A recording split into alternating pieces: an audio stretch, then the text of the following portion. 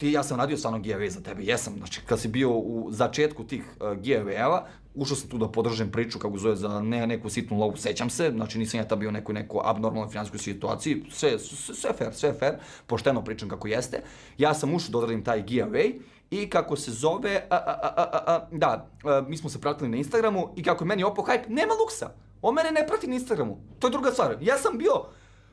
povređen, brate, ovako, srce mi se slomilo, brate, samo zbog toga mi je on ljigav, znači, samo zbog toga, ovako ja nemam ništa protiv lika, čak što više sam čuo, baš od Aleksa, eto, kad već moramo ga spomenemo, brate, Aleksa je rekao za Luksa, brate, da je legit, da nije prevarant. Ja stvarno sam to čuo, ja verujem u ovom što kad mi kaže, on stvarno kaže kako jeste, dok sam čuo za onog drugog, aj nećemo ni sad imenovati, da je prevarant. Tako da, ja mislim da su njega dosta namestili i dosta sjebali i dosta nasilno sjebali Luksa, ali neću ostanem odbranu za neke druge stvari. Znači, neću da ga pljujem na silu, a neću ni sada da, kako se zove, da ne demantujem neke druge stvari.